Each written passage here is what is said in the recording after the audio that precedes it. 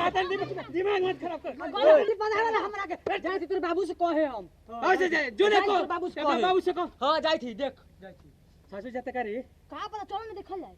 चल ना ए बंटिया का बचा के बंटिया तेरा बेटी जो तू बंटिया भइल बा हले अपन बंटी ले हले बंटी ए पैंट खोल दी बोल ना पैंट काला खोलबो तेरा एगो बंडल लेके ना आइला बंडिया बच्चा के बंडिया चाहिए जान जाता है सारे बंडी बच्चा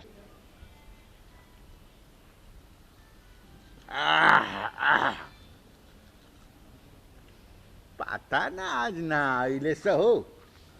काज ने केने बड़े सो आतना बेरा जोन बाटे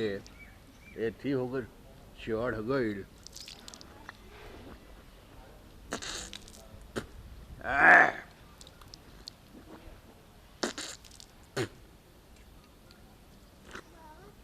अच्छा कहीं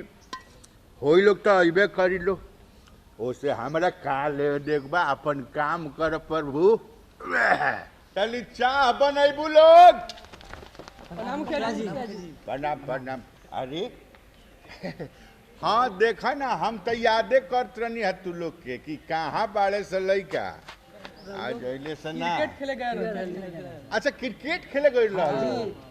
वाह बहुत बढ़िया जान तेरे बाबू ये अच्छा बाटे आई हमार मंगरुआ के देख एगो तू लोग बड़ा लोग कि गुली डंडा खेलत खेलत आज क्रिकेट खेले लगल लोग है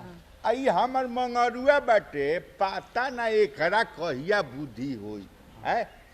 उ अबही ले उ है कित कित कित कित त पीटो त का ये कुल खेलत रहेला है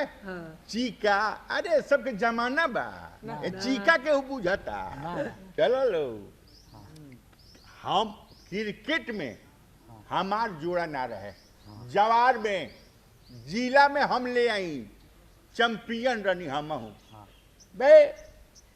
हमारा समय में जानते रहो पेले हनु एक कलकत्ता के टीम जब मैं मोहन बागान में खेलो नू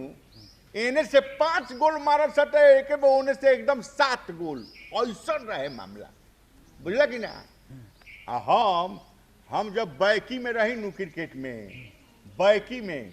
और ना रहा पिछवा बॉलवा रोके वाला और वही में आगे हम खड़ा रही उनका लगे बॉल जा ही ना दी बोले कि ना आ तोनी के संस्कार नाम की चीज नहीं कहते ही खाली करता ही कुत्ता कहीं का चप्पल खोला सा चप्पल पहले जब अथी कर बाबा जी के अथी है बढ़िया से संस्कारी लड़का लेकर बैठा लोग बुझल